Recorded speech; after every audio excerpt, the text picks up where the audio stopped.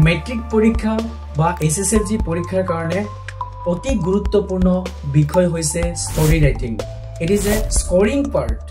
কিন্তু অধিকাংশ ল'ৰা ছোৱালীয়ে এই পাৰ্টটোক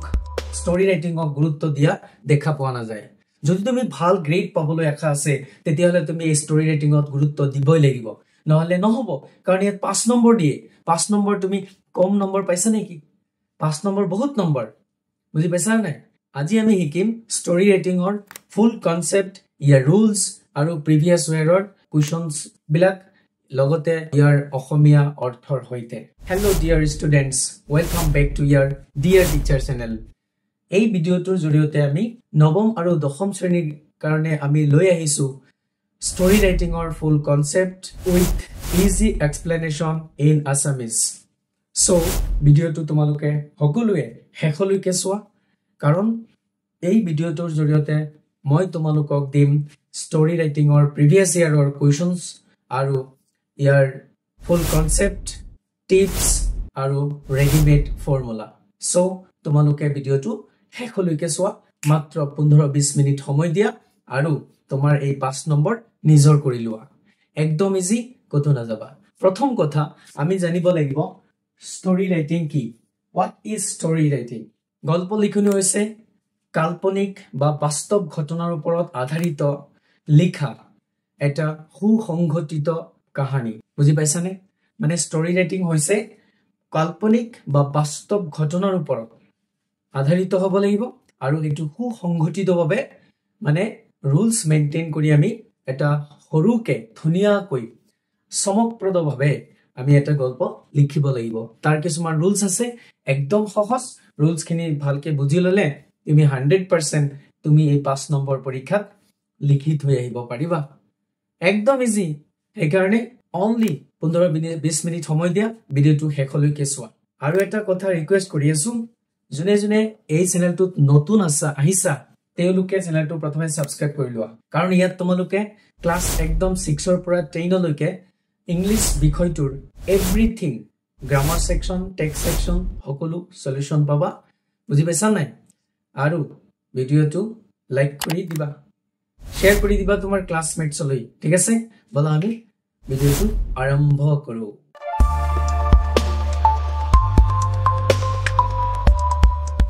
মাই ডিয়াৰ ষ্টুডেণ্টছ, চোৱা, স্টোৰি লিখিবলৈ গ'লে স্টোৰি এখনত কি কি বস্তু থাকিব লাগিব সেইটো আমি প্ৰথমে জানিব লাগিব। যে স্টোৰি আমি এটা লিখিবলৈ গ'লে তাত কি কি বস্তু আমাৰ থাকিব লাগিব সেইখিনি আমি 100% জানি ললে তেতিয়া আমি গল্পটো লিখোতে, যিকোনো গল্প মেকিং কৰোতে আমাৰ ইজি হৈ যাব। প্ৰথম কথা চোৱা, স্ট্ৰাকচাৰ অফ আ গুড স্টোৰি, তাৰমানে এটা ভাল গল্প বা কাহিনীৰ যিটো গাঁথনি সেইটো কেনেকুৱা হ'ব লাগিব, তাত কি কি বস্তু থাকিব লাগিব তোমালোকে এইখিনি প্ৰথমে জানি ল'বা। প্ৰথম কথা কি থাকিব? টাইটেল। মই অসমীয়াত মিনিংটো বুজাই দিছো যাতে তোমালোকৰ সহজ হয়, সেইকাৰণে মই খালি ইংলিছতে লিখি দিব পাৰিলো হয়, টাইটেল, বিগিনিং, মিডল, এন্ডিং, এই 4টা বস্তু, কিন্তু মই ধুনীয়াকে অসমীয়াত লিখি দিছো বস্তুখিনি যাতে সহজ হয় তোমালোকৰ। ঠিক আছে? টাইটেল মানে শিৰোনাম, প্ৰথমে আমি টাইটেল লিখিব লাগিব। বুজি পাইছা? হেডলাইন ওপৰত মানে টাইটেল এটা থাকিব লাগিব। তো কাহিনীৰ উপযোগী এখন আকৰ্ষণীয় শিৰোনাম দিব লাগিব। তাৰমানে যিটো গল্প আমাক লিখিব দিছে, আমাক গল্পটো কেনেকে দিয়ে, পৰীক্ষাত প্ৰশ্ন কেনেকে দিয়ে, আউটলাইন দি দিয়ে, আমাক হিন্টস দি দিয়ে। সেই হিন্টসটো পঢ়ি, আউটলাইনটো পঢ়ি আমি এটা মনতে এটা কি কৰিব লাগে, গল্প তৈয়াৰ কৰিব লাগে। সেই গল্পটো আমি যে তৈয়াৰ কৰিম তাৰ ওপৰত এটা কাহিনীৰ উপযোগীকৈ, মানে প্ৰথমে কি কৰিবা, প্ৰথমে শিৰোনামটো লিখি নিদিবা, টাইটেলটো নিলিখিবা, প্ৰথমে গল্পটো লিখিবা। যিটো গল্প আমাক লিখিব দিছে সেই গল্পটো লিখিবা, তাৰপিছত গল্প লিখাৰ পিছত শেষত টাইটেল লিখিবা। বুজি পাইছা? তেতিয়া ধুনীয়া হ'ব। তো টাইটেলটো আমাৰ দিব লাগিব যেনে দ্য গ্ৰেডি ডগ, এনেকৈ এটা চমুকে ধুনীয়াকৈ শৰ্টলি এটা হেডলাইন আমি টাইটেল লিখি দিম। ইয়াত লিখা হৈছে দ্য গ্ৰেডি ডগ, মানে লোভিয়া কুকুৰটো। ঠিক আছে? এনেকুৱা গল্প আছে বহুত। তো প্ৰথম কাম কি, মনত ৰাখিবা টাইটেল, শিৰোনাম হ'ব লাগিব, গল্প বা কাহিনীটোৰ উপযোগী কৰি আকৰ্ষণীয় হ'ব লাগিব। 2 নম্বৰ হৈছে বিগিনিং। টাইটেলটো দিয়াৰ পিছত আমাৰ বিগিনিং, আৰম্ভণি হ'ব গল্পটোৰ। গল্পটোৰ যে আৰম্ভণি কৰিম, আমি সূচনা কৰিম, হেতু কেনেকুৱা হ'ব লাগিব হেতু হ'ব লাগিব কাহিনীৰ আৰম্ভণি চমু আৰু মনোমোহা হ'ব লাগিব কেনেকুৱা হ'ব লাগিব মানে গল্পটোৰ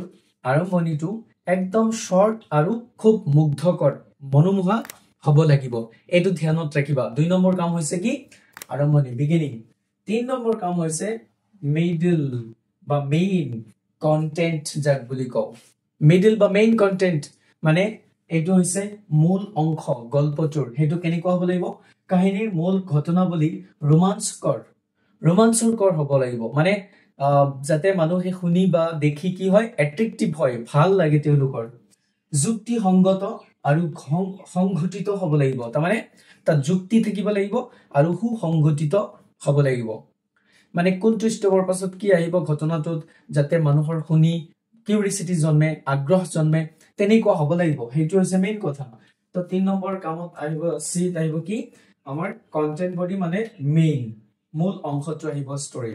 তাৰ পিছত আহিব আমাৰ কনক্লুজন যেটো আমি এন্ডিং বুলি ক'ব পাৰো এটোত কি থাকিব কাহিনীৰ সমাপ্তি শিক্ষামূলক বিস্ময়কৰ বা ইতিবাচক হ'ব লাগিব তাৰ মানে ইয়াত আমাৰ যেটো আমি এন্ডিং কৰিম এন্ডিংটোত কি হ'ব লাগিব শিক্ষামূলক হ'ব লাগিব শিক্ষামূলক তাৰ মানে তাত কিবা এটা লেসন থাকিব লাগিব গল্পটোৰ পৰা কি শিকিলে বা কি বুজোৱা হৈছে গল্পটোৰে তেনেকুৱা এটা লেসন থাকিব লাগিব বিস্ময়কৰ হ'ব লাগিব বা ইতিবাচক হ'ব লাগিব সেই এন্ডিংটো বুজি পাইছা তাৰ মানে তাত মৰেল দি দিব লাগিব মানে মৰেল অফ দা ষ্টৰী গল্পটোৰ এটা নীতি বাক্য দি দিব লাগিব যাতে গল্পটোৰ উপযোগী আৰু হেতুৰ বিষয়টো তাৰে সমাই থাকে বুজি পাইছা তো মেইন কথা এতিয়া আমি কি পালো যে ষ্টৰী এটা লিখিবলৈ গলে আমাৰ সেই ষ্টৰীটোত কি বস্তু থাকিব লাগিব মনত থাকিব না নাই চাৰিটা বস্তু প্ৰথম title beginning middle end ending okay story লিখাৰ 2 নম্বৰ পাৰ্ট প্ৰথম কথা আমি ষ্টৰী লিখিলে কি তথ্য আমাৰ মনত থাকিব লাগিব কি আমি ব্যৱহাৰ কৰিব লাগিব ঠিক আছে না নাই মানে কি লাগিব ষ্টৰী ৰাইটিংত 2 নম্বৰত আহিছে যে ষ্টৰী ৰাইটিং লিখিবলৈ গলে আমাৰ ইম্পৰ্টেন্ট ৰুলস খিনি কি হ'ব আমি কি ৰুলস মেইনটেইন কৰিব লাগিব তাত বুজি পাইছা এটো প্ৰথম দ্বিতীয় কথা প্ৰথম হৈছে past tense ষ্টৰী ৰাইটিংত যে আমি বাক্যবিলাক লিখিম সেই বাক্যটো সদায় past tenseত লিখিবা এটো ভালকে মনত ৰাখিবা কি হত লিখিবা সদায় past tenseত লিখিব লাগিব বাক্যবিলাক মনত থাকিব 2 নম্বৰ সাধাৰণ বা সহজ আৰু পৰিষ্কাৰ ভাষা ব্যৱহাৰ কৰিব লাগিব একদম সিম্পল এন্ড ইজি মানে একদম ইজি ভাষা ব্যৱহাৰ কৰিব লাগিব গল্পটো লিখিবলৈ পৰিষ্কাৰ হ'ব লাগিব যাতে সবেই বুজি পায় নীতি বাক্য মানে মৰেল অফ দা ষ্টৰী অৱশ্যই ব্যৱহাৰ কৰিব লাগিব গল্পটোৰ শেষত মানে ষ্টৰী ৰাইটিং লিখিলে মানে তাৰ শেষত আমি কি লিখিব লাগিব মৰেল অফ দা ষ্টৰী মানে নীতি বাক্য লিখিব লাগিব গল্পটো আকৰ্ষণীয় বনাবলৈ সংলাপ মানে ডায়লগ ব্যৱহাৰ কৰিব লাগে যেনেকে সিনেমা এখন বনালে তেওঁলোকে কি কৰে তাত ধুনিয়া ডায়লগ কিছুমান সোমাই দিয়ে যাৰ কাৰণে সিনেমাটো ভাইৰেল হৈ যায় হয়নে নহয় সেই ডায়লগ কিটাৰ জৰিয়তে সেম তেনেকে তুমিও কি কৰিব লাগে এই গল্পবিলাকত যিকোনো এটা সৰুহুৰা ডায়লগ ইউজ কৰিব লাগে যাৰ কাৰণে কি হয় এই গল্পটো আকৰ্ষণীয় আৰু খুব ভাল লগা হয় তাৰ মানে তুমি ষ্টৰী ৰাইটিং লিখাৰ যেটো প্যাটাৰ্ন শিকি আছা আই মিন তুমি ডাইৰেক্টৰ হ'বলৈ গৈ আছা লাহে যদি তুমি ভালকে ষ্টৰী লিখিবলৈ যদি শিকি পেলোৱা নহয় তেতিয়া হলে তুমি ডাঙৰ গল্প লিখিব পাৰিবা ডাঙৰ সিনেমাৰ কাহিনী লিখিব পাৰিবা এটো সৰু কাম নহয় এটো বহুত ডাঙৰ কাম বুজি পাইছা নাই সবেই ষ্টৰী লিখিব নোৱাৰে তো ষ্টৰী লিখাৰ প্ৰেক্টিস বেছি কৰিব লাগে থিংকিং কৰিব লাগে নতুনত্ব ভাবিব লাগে আৰু সেই বিষয়ে যদি ষ্টৰী লিখিব পাৰে তেউইটো ডাইৰেক্টৰ তেউইটো সিনেমাৰ ডাইৰেক্টৰ বা গল্পৰ লিখক বুজি পাইছা নাই তেউই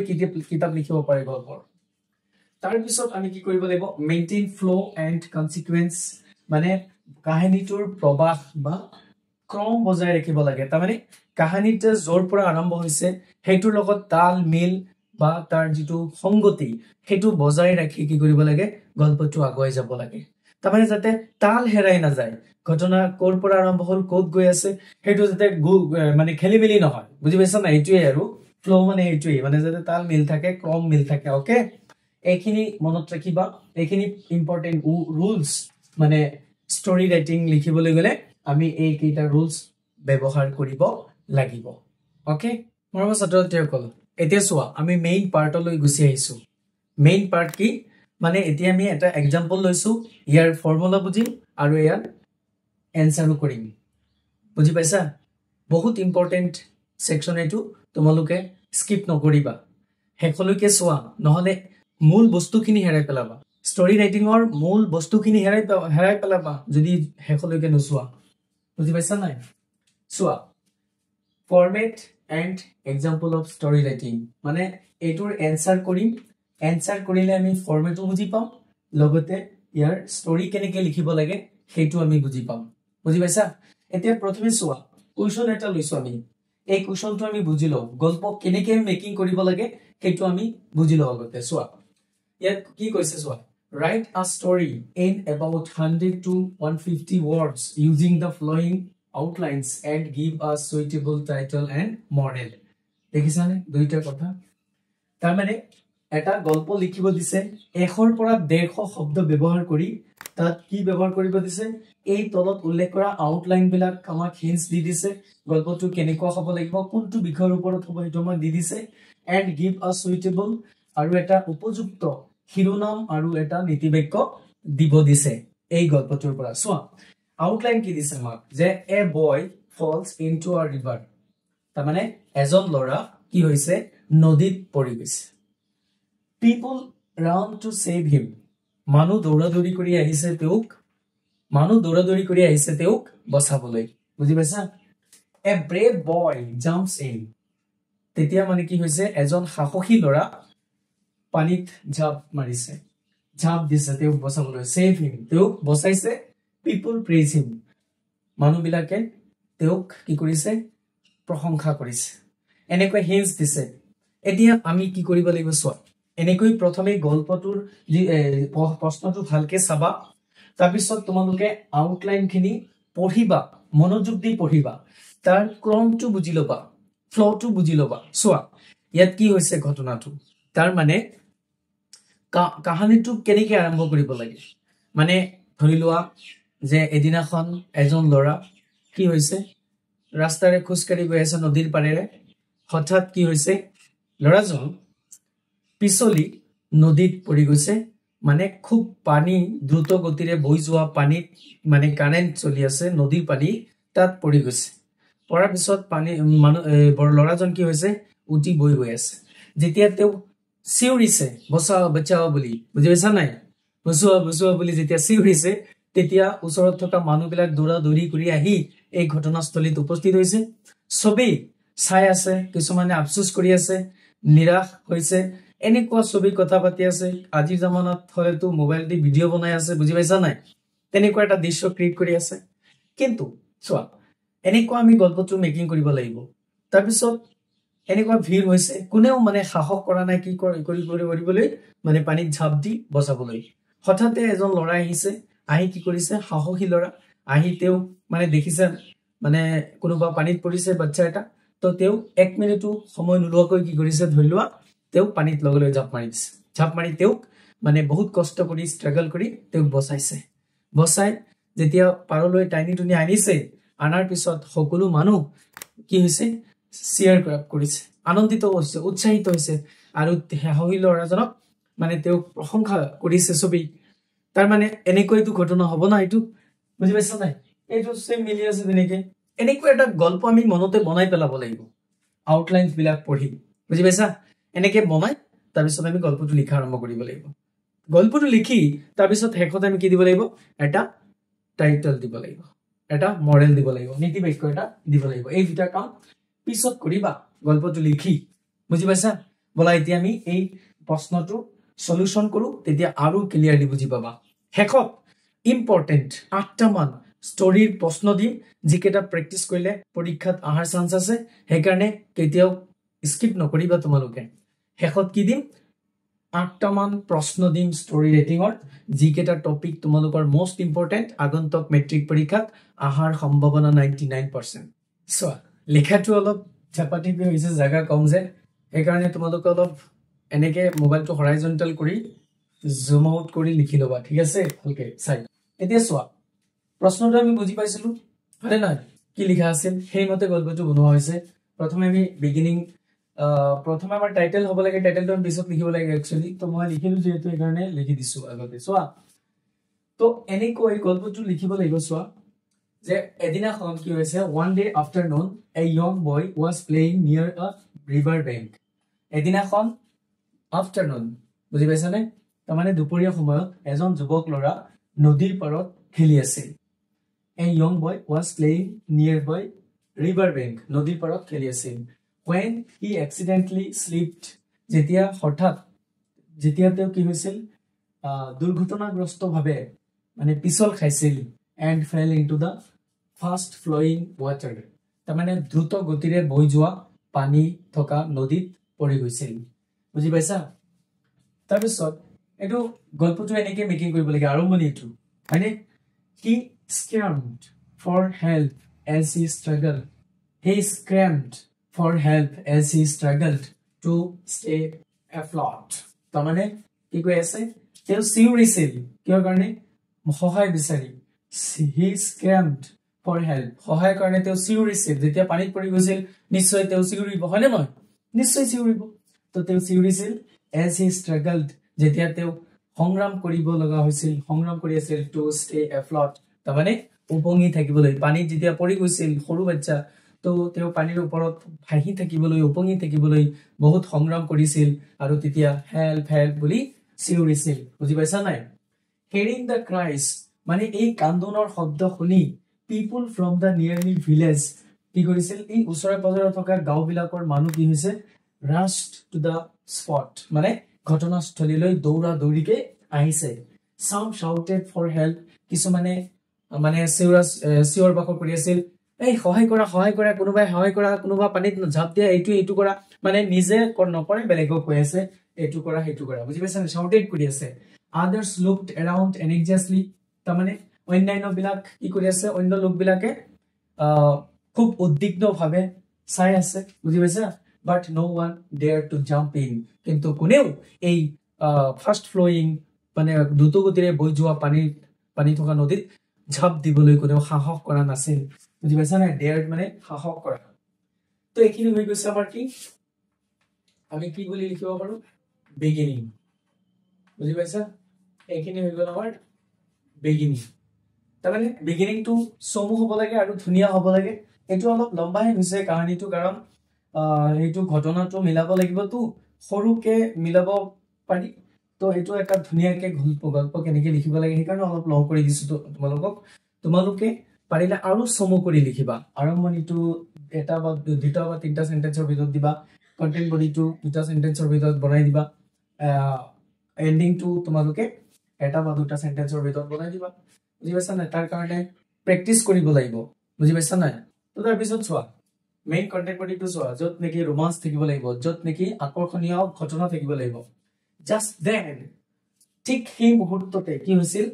তাৰপিছতে কি হৈছিল, এ ব্ৰেভ বয়, এজনী সাহসী ল'ৰা, তাৰ নাম আছিল Rahul, pushed through the crowd, মানে এই ভিৰৰ মাজত ঠেলি আগবাঢ়ি আহিছিল। উইথাউট আ সেকেন্ড থট, এক ছেকেণ্ডটো চিন্তা নকৰাকৈ he jumped into the river, তেওঁ পানীত ঝাঁপ মাৰিছিল। with strong strokes he swam towards the drowning boy, বুজি পাইছা নে কি কৈছে, যে he jumped into the river, তেওঁ এই পানীত ঝাঁপ মাৰিছিল। with strong strokes, তেওঁ খুব শক্তিশালী ভাৱে বাহুৰে হাতুৰি কি কৰিছিল, he swam, তেওঁ হাতুৰি গৈছিল towards the drowning boy, ডুবি যোৱা সেই ল'ৰাজনৰ ফালে, towards the drowning boy, ডুবি যোৱা ল'ৰাজনৰ ফালে হাতুৰি গৈছিল। and caught hold of him, আৰু তেওঁক কি কৰিছিল, ধৰিছিল গৈ। বুজি পাইছা নাই? ধৰি তেওঁক দাঙিছিল। after a tough struggle, এটা কঠিন পৰিশ্ৰমৰ পিছত Rahul pulled the boy safely to the shore, ৰাহুলে কি কৰিছিল, ল'ৰাজনক মানে নিৰাপদেৰে পাৰলৈ টানি আনিছিল। pulled মানে টানি আনিছিল। the crowd cheered, এতিয়া চোৱা, এইখিনি হৈ গ'ল আমাৰ মেইন কন্টেন্ট বডি। এইখিনিলৈকে আমাৰ কন্টেন্ট বডি হৈ গ'ল। কি হৈ গ'ল, মানে মেইন পাৰ্ট হৈ গ'ল, মেইন পাৰ্ট বুলি ক'ব পাৰা ষ্টৰী। তাৰমানে য'ত কি আছে, থ্ৰিল আছে, সলিউশন আছে, হয় নে নহয়? এন্ডিংটো কি হৈছে চোৱা, the crowd cheered, CHEERED, cheered and clapped, যি ভিৰ আছিলে এই ঘটনাটো দেখি এই ভিৰটোৱে কি কৰিছিলে সকলোৱে আনন্দ উল্লাস কৰিছিল আৰু হাত চাপৰি বজাইছিলে everyone praised Rahul for his courage and quick thinking সকলোৱে ৰাহুলক প্ৰশংসা কৰিছিলে praised কৰিছিলে আৰু কি কৰিছিলে কিহৰ কাৰণে for his courage and quick thinking তেওঁৰ দ্ৰুততাৰে চিন্তা শক্তি আৰু সাহস the rescued boy's parents উদ্ধাৰ কৰা সেই লৰাজনৰ মাক দেউতাকে কি কৰিছিল thanked him with tears in their eyes তাৰমানে তেওঁলোক সকলো বয় চকু পানীৰ হৈতে সেই যিজন লৰা পানীত পৰিছিল তেওঁৰ মাক দেউতাকে এই বসুৱা লৰাজন মানে ৰাহুলক কি কৰিছিল ধন্যবাদ দিছিল বুজি পাইছা নাই তো এইখিনি হৈ গল এন্ডিং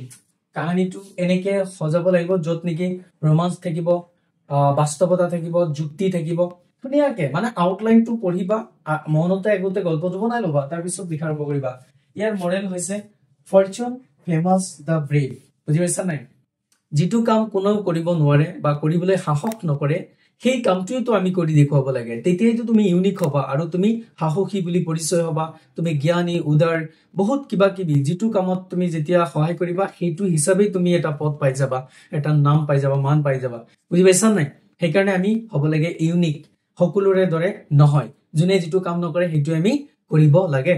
কল্যাণৰ হকে নকি বেয়াৰ হকে ইয়াৰ টাইটেল এনেকে দিব পাৰা দ্য ব্ৰেভ ৰেস্কিউ মানে এটা সাহসী উদ্ধাৰ অভিযান বুলি ক'ব পাৰা বা দ্য ব্ৰেভ বয় বুলি ক'ব পাৰা তাৰমানে এই দুইটা ৰেস্কিউ দিলে হ'ব বয় দিলে হ'ব মই অৰ দিছো কাৰণ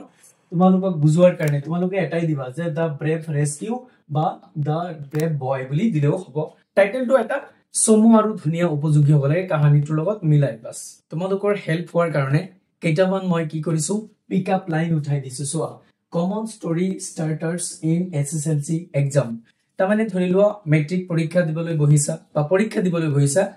তুমি যিকোনো এটা গল্প যেতিয়া লিখিবা তাৰ কাৰণে এই পিক আপ লাইন বিলাক মনত ৰাখিবা গল্পটো লিখোতে বা আৰম্ভণি কৰোতে সহজ হৈ যাব যেতিয়া গল্পটোৰ আৰম্ভণি মনত পৰি যায় বা আৰম্ভণিটো ইজি হৈ যায় তেতিয়া গল্প লিখা সহজ হৈ যায় সেইকাৰণে এই পিক আপ লাইন কেইটা তোমালোকে মনত ৰাখিবা গল্পটোৰ লগত সংগতি ৰাখি যিকোনো পিক আপ লাইন ইউজ কৰিবা মানে যিটো পিক আপ লাইনৰ লগত মিলে সেইটো ইউজ কৰিবা যেনে once upon a time মানে এক সময়ৰ কথা এটো কোনটো কেনেকুৱা গল্প দিয়ে তোমাক আউটলাইন দিয়ে হেতুৰ লগত মিলাই এনেকুৱা পিক আপ লাইন ইউজ কৰি দিবা আৰম্ভণিটো there lived a dash তাৰমানে এক সময়ত তাত এটা কি বাস কৰিছিল মানুহ এজন বাস কৰিছিল এনেকুৱা গল্পটোৰ লগত মিলাই আৰম্ভ কৰিবা কোনটো খাপ খাই হেতু দি দিবা long ago in a village বহুত সময় আগত এখন গাঁৱত এনেকুৱা one day এদিনাখন while returning from school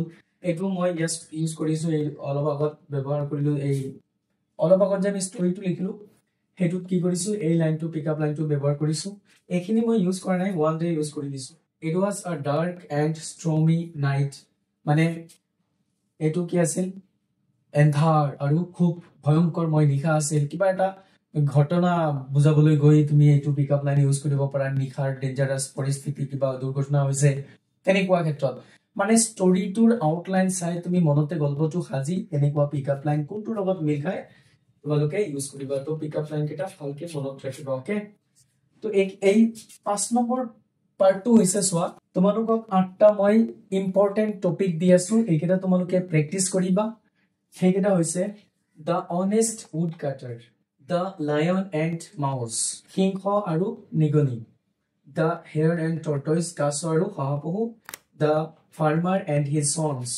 তাৰমানে কৃষক আৰু তেওঁৰ সন্তানবোৰ the ant and the dog এটা পৰুৱা আৰু এটা পাৰ চৰাই তো 6 নম্বৰটো হৈছে the dog and the shadow কুকুৰটো আৰু ইয়াৰ ছাটো তো এইবিলাক টপিক তাৰমানে এই টপিকৰ তোমালোকে কি কৰিবা ষ্টৰী লিখি ঘৰত প্ৰেক্টিস কৰিবা পৰীক্ষাত সহজ হ'ব বুজি পাইছা নাই ষ্টৰী লিখিলে কি হ'ব জানা তুমি এছে লিখিব নালাগিব তাৰমানে এছে নহলে ষ্টৰী এনেকে অপচনত আহে বুজি পাইছা তো তোমালোকে এছে লিখাতকৈ ষ্টৰী লিখিবা ষ্টৰী লিখিলে তোমাৰ কি হ'ব ইজি হ'ব সময় বাচিব নাম্বাৰ সহজতে পাবা পৰীক্ষাত যেটো ইজি হয় হেতুই তো আমি কৰিব লাগে না নহলে তুমি ৰচনা লিখিব লাগিব এছে লিখিবলৈ গলে তো টাইম বেছি লাগে অলপ লং বেছি হয় একাৰণে ষ্টৰী লিখাটো বেছি প্ৰেক্টিস কৰিবা ঘৰত মই ভাবো 7 নম্বৰটো হৈছে ইউনিটি ইজ ষ্ট্ৰেংথ মানে একজুট হৈ থাকিলে এটো শক্তি হয় এটো আমাক বুজাইছে যে ইউনিটি ইজ ষ্ট্ৰেংথ বুজি পাইছা নাই গ্ৰীড ব্ৰিংস ৰুইন মানে লোভে কি আনে ধ্বংস আনে মানে বুজি পাইছা নাই তো এনেকুৱা কিছুমান মোস্ট ইম্পৰ্টেন্ট টপিক আছে মই 8টা টপিক দি দিছো এই টপিক কেইটা তোমালোকে ভালকে ঘৰত প্ৰেক্টিস কৰিবা যদি নোৱাৰা এই টপিক কেইটাৰ যদি এনসাৰ লাগে ষ্টৰী লাগে তেতিয়া হলে তোমালোকে কমেন্ট কৰি এতিয়াই জনাই দিয়া কাৰ লাগে এতিয়াই জনাই দিয়া সো ডিয়াৰ ষ্টুডেন্টস তোমালোকে ষ্টৰী ৰাইটিং বুজি পাইছানে যদি বুজি পাইছা তেতিয়া হলে সবেই কমেন্টত লিখা yes we are ready for SSLC exam বুলি কমেন্টত এতে লিখি পঠাই দিয়া যদি তোমালোকে ভিডিওটো তোমালোকৰ হেল্পফুল হোৱা বুলি ভবা তেতিয়া হলে সকলোৱে লাইক share and subscribe কৰিবলৈ নাপাহৰিবা okay so